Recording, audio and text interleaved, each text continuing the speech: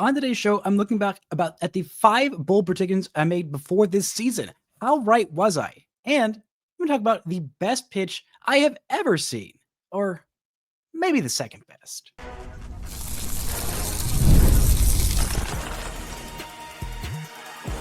You are Locked On Rangers, your daily Texas Rangers podcast, part of the Locked On Podcast Network, your team every day. You are locked onto the Texas Rangers, the first and best daily Rangers podcast. I'm Bryce Paddock, a cripplingly addicted Texas Rangers fan, covering this team for 12 seasons, including all 7 as the founder and host of this podcast. Thank you all so much for making Locked On Rangers first listen every single day. If you're not already, you can follow me on Twitter at Bryce Paddock. You can follow the show at Locked On Rangers. Hit subscribe on your favorite podcasting platform and on YouTube, where the best way you can help grow the show is to comment nearly any single thing below. Now, on today's show, I'm talking about the postseason, what's happened so far, maybe the greatest pitch in human history, and looking back at my 5 bold predictions before the season. Spoiler alert, I got some very right and some very wrong. Before we get into all of that, today's episode is brought to you by FanDuel. Right now, new customers can bet just $5, and if your bet wins, you'll get $300 in bonus bets to use across the app.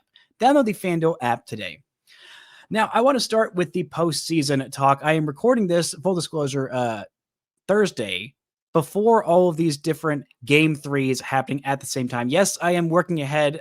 Yes, I'm sure some of these teams that I am talking about will have been eliminated by the time you're listening to this on Friday, but I'm going to be out of town next week. So I got to work ahead on some of these shows. But most of the stuff I'm going to talk about is the main thing I want to talk about from the postseason. It's something I wanted to talk about on yesterday's show. I ran out of time because I was talking about if the Bruce Bochy exit is the start of the end of the Rangers contention window, if they're going to just go into a full-on rebuild. I got really in-depth on that on yesterday's show. Not going to talk about that on today's show, or really even Bruce Bochy, really at all.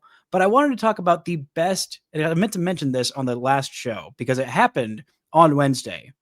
But this was maybe the best pitch I've ever seen. It's not my favorite, but I think it's the best. And it was from Mason Miller. Now, if you were watching the postseason on Wednesday, you already know what pitch I'm talking about. If you don't know who Mason Miller is, where have you been? This is a man who was traded at midseason from the no longer Oakland Athletics to the San Diego Padres for one of the best prospects in all of baseball, Leo DeVries, a teenager who is crushing it in Double-A, now with the San Antonio Missions.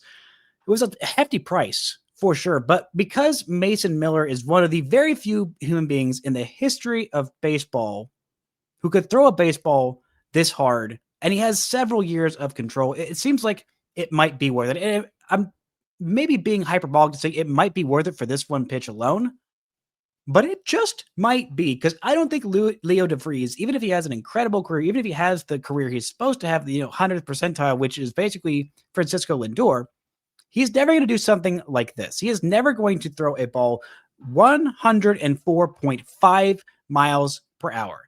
Oh my goodness. Not just where he threw it. We're going through this at bat. It was a 3-pitch at bat, a strikeout to former Ranger great Carson Kelly. We'll talk about former Rangers in the postseason in just a minute.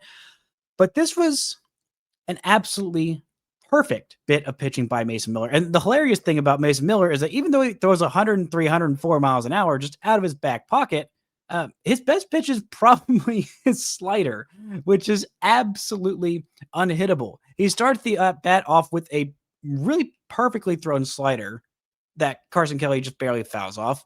Then he follows that up. Well, by the way, that was a strike. If you're not watching on YouTube, you can't see this beautiful layout of the pitch that is completely covering my face. Maybe if I scooch over here. No, you don't need to see my face. You just need to see these pitches. The second pitch of the at-bat, 102.8 miles per hour, right at the top of the zone, right at the corner of the plate, just barely touching the zone. That's a strike. He's got no choice but to swing at it. And by some miracle, he fouls off 102.8 miles per hour. So he's down 0-2 in the count. This is Carson Kelly, who was incredible for the first half of this year, a little bit less so in the second half. But the last pitch of the at-bat, I have never seen a more beautiful pitch in my life. I have never seen a more perfect pitch in my life. He says, okay, Oh, you can foul off 102.8 miles per hour? How about I gas you up and add nearly 2 miles an hour of velocity onto the already ridiculous 102.8 and throw it 104.5 miles per hour on the corner?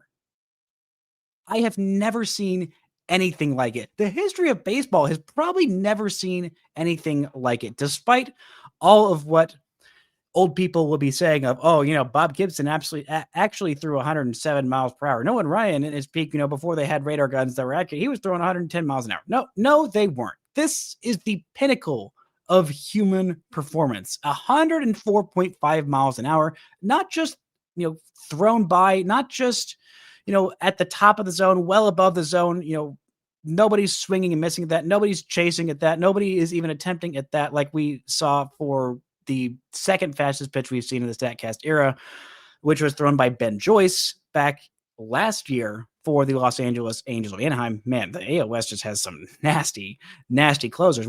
Would not be nice to have one of those for ourselves. But I digress. This is hilarious because he struck out all 5 batters that he faced, and this at bat by Carson Kelly might have honestly been the most competitive at bat. He is the only Cubs hitter who didn't swing and miss at a pitch that he saw from Mason Miller. It is just absolutely perfect.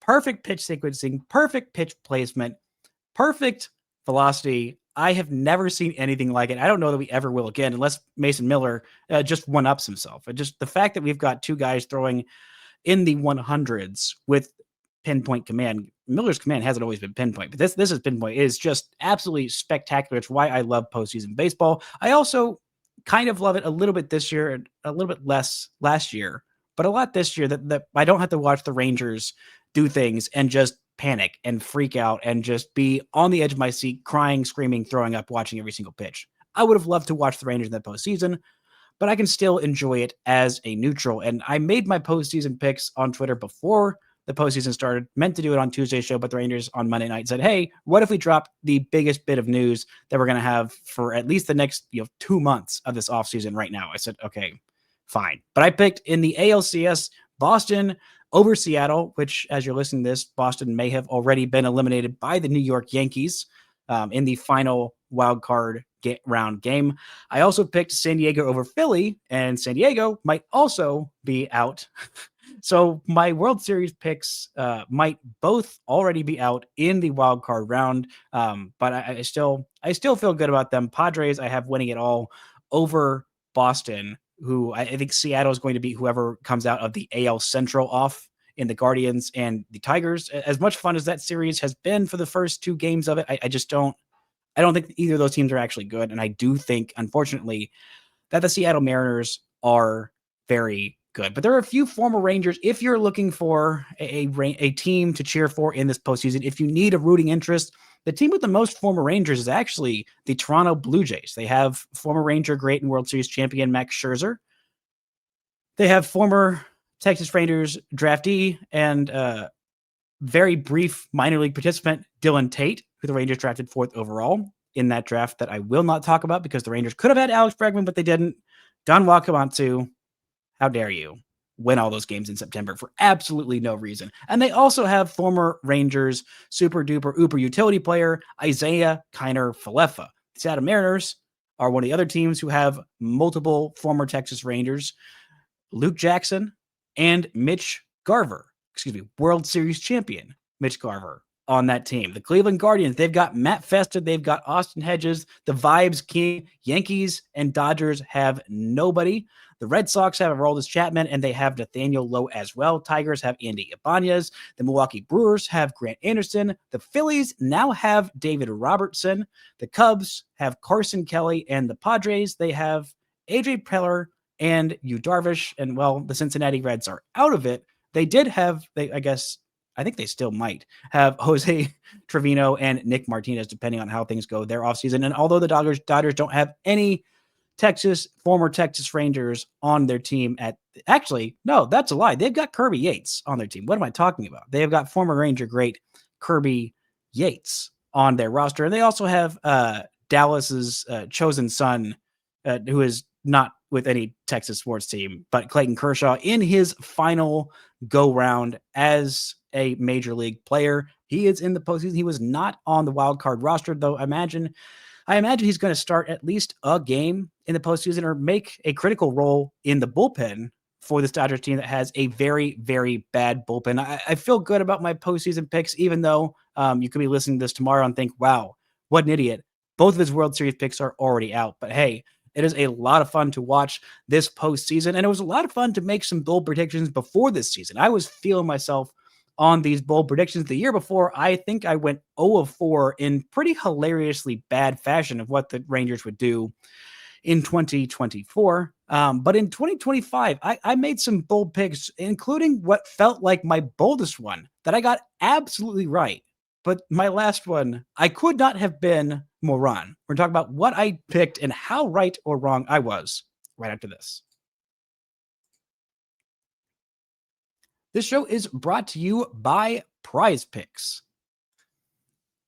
Every day we make decisions, but on PrizePicks, being right can actually get you paid. Don't miss the excitement of this football season with PrizePicks, where it's good to be right. It's also be right on some bold predictions, but we'll talk about that in the next segment. Playing PrizePicks is such a fun, simple way to add more excitement to football. You just pick more or less on player projections, like Josh Allen's passing yards or Saquon Barkley rushing for a touchdown, and then you're in the game. It's also fun to follow players on the other app, copy your lineups with just one clip. And the new injury reboot feature. If your player leaves early and doesn't return, it won't count against you. Download the PrizePicks app today and use code LOCKEDONMLB to get $50 in lineups after you play your first $5 lineup. That's code LOCKEDONMLB for $50 in lineups after your first $5 lineup. PrizePicks. It's good to be right. Shout out to the Everydayers picking Locked On Ranger first listen every single day. On Monday's show, I will be back and talking about 5 things that went right for the Texas Rangers in 2025. I have all of my episodes planned out for next week. I will be out of town, so hopefully no news comes because if that's happening, I will be in Georgia from Tuesday till the end of the week. And so there will not be time for me to record an episode. But I'm revisiting what things I was right and wrong about. I got to own up. If I was right, I will claim it. I will proclaim it boldly from the hilltops. My postseason picks usually not so right. But these bold predictions, I had 5 of them before this season, and I wavered back and forth on a lot of these. And I started with the one that I felt like was the boldest, and that was the one that I got. Well, I'm going to count it as 100% right, even though it didn't end up counting as 100% right. My number one bold prediction starting this year, before the season started, I said Jacob deGrom, he's going to make 25 or more regular season starts, and he's going to start game 1 of the Rangers postseason. Well, he made 30 starts, well more than 25 starts, and if the Rangers did make the postseason, he was lined up to make that first postseason start, so I'm counting it. It was mainly about Jacob deGrom. So if you want to be technical, I guess I'm half right on this one. But the fact that Jacob deGrom was able to make 25 or more starts is incredible. He missed one start all year. One start all year long at the age of 37, where this is how many starts he had made in the previous years. Last year, 3 starts. Year before that, 6 starts. Year before that, 11 starts. Year before that, 15 starts. And then he made all 12 of the starts in the 60-game season of 2020. And then 32 in the year before that when he won his most recent Cy Young in 2019, assuming that he doesn't win the Cy Young in 2025, which Tarek Skubal is here. It is not happening. But 30 starts, an all-star appearance, 172 and 2/3 innings for a 37-year-old who had not had a fully healthy full season in more than half a decade. That is truly sensational. It is jaw-dropping. I felt like the most bold person on the planet for saying, no, we're not just going to settle for, 15, 20 starts of Jacob deGrom, build him up, and then hope that in 2026 he's a full version of himself. I said, no, he said 30 starts before the season. I'm like, 30 feels like a lot, dude. 30? You sure you're going to make 30 starts, my man? You do know you're 37 years old. That's a lot of starts for any 37-year-old. It was the most starts amongst 37-year-olds in Major League Baseball. Off the top of my head, I'm pretty darn sure, because there's not that many guys who even made 30 starts in this big league season. There were not that many who made 30 or more starts in the big league season at all, let alone at 37, let alone just barely fully back from Tommy John surgery his second Tommy John surgery at the very end of 2024. He made 3 starts, and I think he went 5 innings in, was it even one of them in 2024? This is not to shade him. This is more to just show how insanely good he was. No, he went 3 2/3 in the first start in 2024, 3 innings in the next one, and 4 innings. That was his long in 2024, was 4 innings. This year, he's going 5+ innings, basically every start out, going 7 innings multiple times, going 8 innings even for 1 start. I mean, this guy was absolutely everything the Rangers could have asked him to be.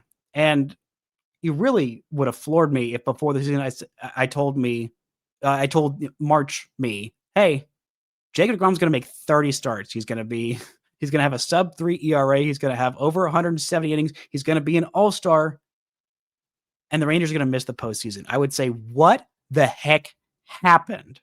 And, well, I would unfortunately have to show him the horrors that we saw from the Texas Rangers in 2025, some of which I could not possibly predicted, because getting to my last one is I'm going to look as stupid as I've ever looked on a bold prediction. The number 2 prediction I made boldly before the season, while we don't know this one for sure, I'm counting it as half right now. I probably should have revisited this a little bit later when we know for sure, but I said Wyatt Langford would get MVP votes this year. And I think that's possible. I think it's possible. I think it's maybe even likely, because if I had an MVP vote, there are 10, each voter gets 10 votes. So if someone thinks that Wyatt Langford is one of the 10 best players in the American League this year, which I think he pretty clearly is in my mind, I'd say maybe 8 to 10 in terms of just position players, because he's not finishing top 2. He's not finishing top 3. I don't think he's even finishing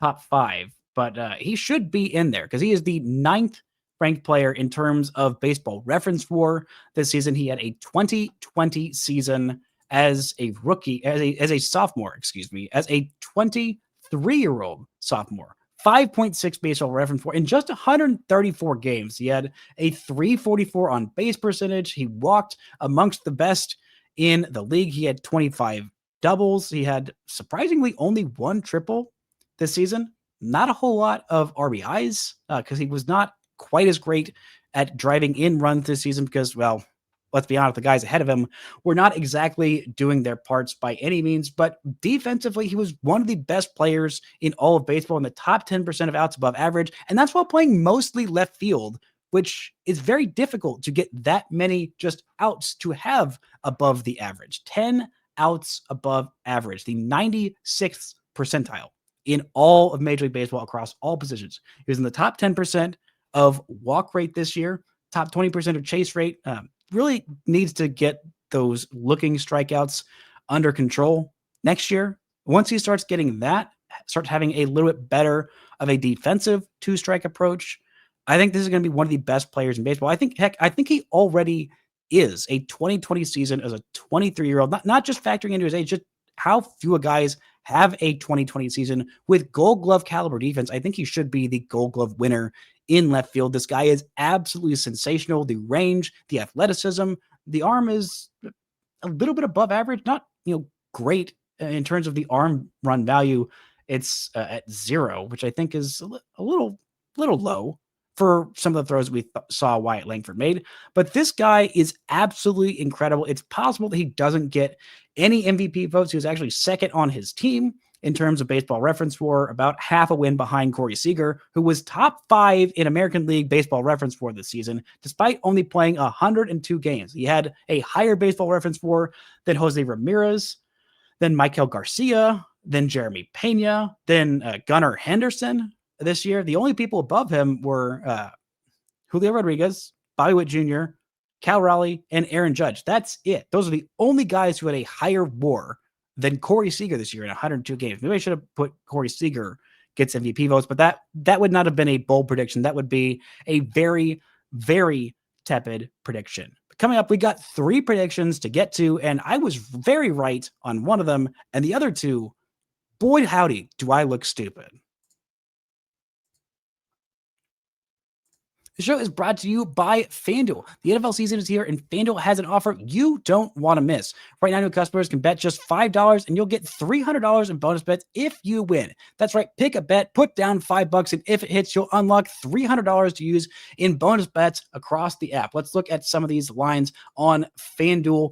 For the let's look at the NFL, because I'm still behind on the MLB postseason. Let's look at the Super Bowl winner right now. The favorite to win the Super Bowl in 2026, I guess February of 2026 this year, is the Buffalo Bills. Second favorite, a repeat of the Philadelphia Eagles. Third favorite at plus 900, tied to 3 teams, actually. The Kansas City Chiefs, the Detroit Lions, and the Green Bay Packers. Home of, I'm not going to say it if you're a Cowboys fan. You know who I'm talking about. So what are you waiting for? Visit FanDuel.com to download the FanDuel app today and get started.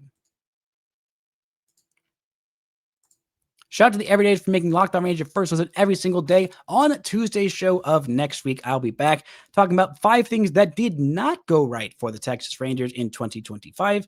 Unfortunately, there are more than 5 things to talk about, so I am going to have to pare that thing down. And some of them are going to be some of the things that I talked about, a little bit of crossover at the end of this episode. If you're new here and this is your first off season with Locked On Rangers, welcome. Glad to have you. We still do 5 episodes. I guess who's we? I do 5 episodes a week during the off season from now until Christmas time. Then we shut down to about 3 episodes a week, but I am still here for you in all the happenings of Texas Rangers baseball all off season long. We can still pretend like baseball is still going on, but without actively being hurt by watching some of the things that were very frustrating that the 2025 Texas Rangers did. Now, the number 3 bold prediction I had at the beginning of this season, I felt pretty bold on this one for multiple reasons, not just health reasons, but also for effectiveness reasons. I said Jack Leiter and Kumar Rocker, they're going to combine to make 40 or more starts this season. Well, Jack Leiter, 29 starts this season. Kumar Rocker, 14 starts this season. Check Rooney, check plus, 43 starts between the 2 of them. And had Jack not missed a month, he would have had, 2 or 3 more starts. He might have led this team in games started. As it is, Patrick Corbin and Jacob deGrom both tied for 30 starts this season, leading the team. Kumar Rocker made 14 starts, and I believe his last start at the big league level was July. It was that start in Seattle where it was just, maybe that was the beginning of August. I think that was his last start. He spent multiple different stints on the IL, and the end of his season was just very, very odd, spending his last start in AAA where things just did not go particularly well. But I want to focus on what did go well. I mean, heck, what did go well for Kumar Rocker is that he was healthy for most of this season, not all of this season. The effectiveness varied quite a bit. I guess maybe it didn't vary that much. There were a couple of starts out there where Kumar Rocker looked absolutely unhittable. It looked absolutely fantastic this year. And then there were a lot of starts where he just did not look good at all, let things spiral out of control. I liked some of the progress that I saw from Kumar Rocker. I did not love what I saw at the very end of this season of what the Rangers did to his delivery and to just scrapping the cutter. That was an incredibly effective pitch for him.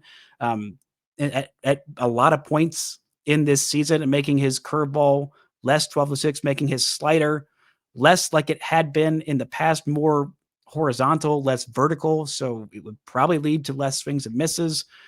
If they get him to start using the sinker way more than the four-seam fastball, maybe that's all worth it. But I'm just a little concerned that we definitely did see a couple of very, very, very good starts from Kumar Rocker. The overall progress, not particularly great, but him just being healthy at the end of the season after also coming back from Tommy John surgery at the end of last season, that is a win. That is a win for Kumar Rocker, for the Texas Rangers, for the long term. But the biggest win was Jack Leiter making 29 starts, over 150 innings at the big league level. This guy was awesome in the second half. At times he was awesome in the first half, a little bit more up and down. The 3 of the final 4 starts that he had on the season in the month of September were a little bit troubling. He had a great start in Arizona where he struggled a whole lot early and then came back and dominated those Arizona Diamondbacks. He had a great final start of the year where he went 7 innings of just 2-run ball and 10 strikeouts against the Cleveland Guardians, who were fighting for their postseason lives. He dominated them in that final start of the season, getting up over 150 innings, 148 strikeouts on the year, 10 Ks per 9 in the second half for him, an ERA right around 3.2. I believe it was maybe 3.2, 3.3, maybe 3.14, where it was north of 4 in that first half. He got continuously better throughout the season. That sinker, that kick changeup, they worked incredibly well to make his fastball even better. And we also maybe I tend to forget, maybe you also forget, that he added like 2 miles per hour of velocity on his fastball. It was sitting, in the 94, 96 range. You could top it up there at, 98, occasional 99 if you wanted to in 2024 and, in seasons past, but just constantly sitting at, 97, 98, 100 all season long. That was incredible from Jack Leiter. And the fact that we got 29 starts of him on a big league mound, I think we'll get a lot more innings from him next year, because he had quite a few starts where he was still kind of rehabbing at the big league level and a couple of starts where he was just bad and he got yanked early. I don't think we'll see as many of those blow up starts next year, but getting 40 plus starts from both these guys, I think they're both going to be, I think Jack's going to be a huge part of the Rangers rotation in 2026. I think Rocker could be a big part of this rotation in 2026. Will we get 50 plus starts from them next year? I don't know. I'm hoping so. But I feel very good about this one because there is no shadow of a doubt that I got this one 100% right. Let's move on to prediction number 4. Before this season, boy, howdy, was I feeling myself about Emiliano Teodo. I said Emiliano Teodo will be getting high leverage outs by July. And I didn't specify that I meant with the Texas Rangers, but he did not do that. He did not get high leverage outs. He did not get any outs with the Texas Rangers at all in 2025. Maybe he will in 2026, but this was a tough season for Emiliano Teodo, moving from the starting rotation where he was fantastic with the Frisco Rough Riders in 2024. He made a full season's worth of starts. He had a sub-2 ERA. He was striking out everybody. He was walking quite a few. He was dialing in that 2-seam fastball that was a lot better than the 4-seamer, still sitting up there in the upper 90s with, crazy movement on that breaking ball. The changeup looked a whole lot better. Rangers said, all right, well, we've got a lot of starting pitchers right now. Let's move you into the bullpen, put you in AAA, see if that, 101, 102 doesn't, dial up to maybe 103 or just play that much more effectively out of the bullpen. And it just didn't. Teodo dealt with injuries this season. He dealt with a complete loss of command at times in AAA. Heck, he even got sent back down to AA to finish the season, where he did get a little bit more confidence, did find some effectiveness, still struggled with the walks at the AA level, didn't have nearly as many strikeouts as you would really want for a guy who had already dominated AA as a starting pitcher the year before. I mean, it was a real backup season for Emiliano Teodo, who I thought was just a normal trajectory, would be, gunning guys out, would be the Rangers closer by, I thought, July. I thought that was me being generous, saying, okay, maybe I should have been bolder and said, if things had gone well, if Teodo had continued on the trajectory he showed in spring training, he would have been in this pen closing games out by May. That did not happen. I do not think that will happen, at least in the first half of 2026. Maybe he can start to get things right. Maybe he can have a good offseason, just get his head back on his shoulders. Maybe the Rangers put him back as a starting pitcher, because, heck, if he had just stayed as a starting pitcher this year and kind of continued that trajectory, maybe by August he would have been fighting for a spot in this rotation. I don't know. But when you've got a guy who throws that hard with that nasty breaking ball, you're not thinking about Mason Miller and the kind of stuff I was talking about at the beginning of this episode. Alas, that did not happen. It was a tough year for Emiliano Teodo. Hopefully he can get things right this offseason, come back next year healthy, and figuring out how to throw at least enough strikes to be a dominant bullpen reliever. Now, the last prediction that I made, I thought this was my least bold prediction of all of these. I really did. The number, but it was by far the boldest and the wrongest I have ever been about any prediction ever. My number 5 bold prediction, I said the Rangers will end the season as the best offense in the American League.